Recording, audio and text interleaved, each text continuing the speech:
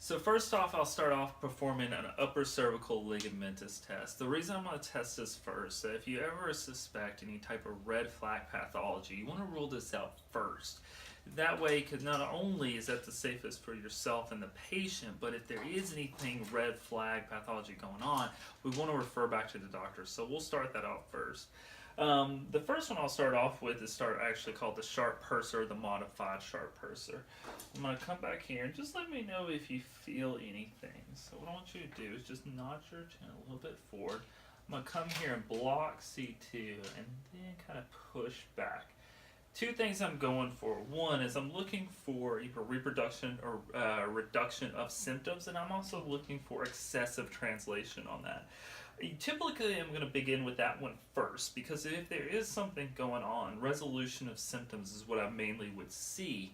Yet, if there's not much going on, I actually might want to move on to one of the other tests first, but generally this is the one I would start off with first.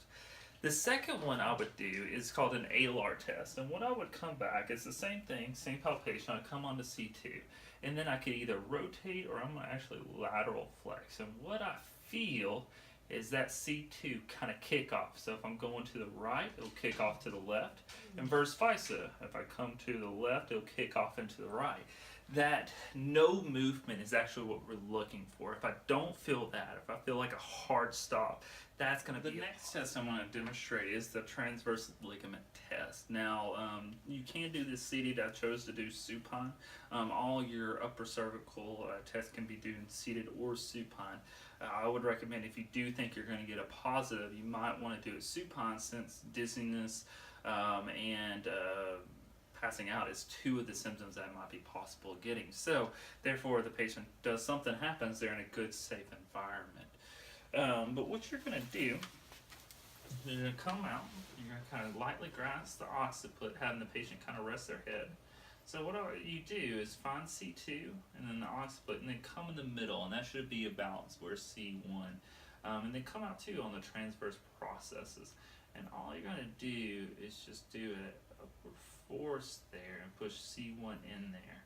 Now, in terms of vigor, this one can be pretty stressful to the area and produce a lot of symptoms. So, and also it could be argued that it's slightly redundant compared to the modified sharp purser. I would argue that if you have a negative on the other two, but you feel like there might be a case where it could be positive, try this one out, but do keep in mind that this more likely will cause symptoms than versus reduce those symptoms.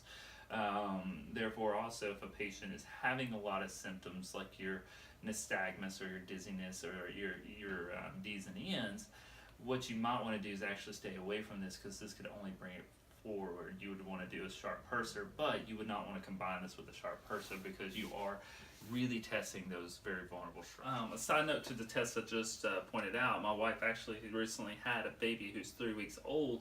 Even doing that transverse test produced a little bit of tingling in her foot, which shows that this test can produce a lot of symptoms here and there, and you want to be very cautious with the utilization of it.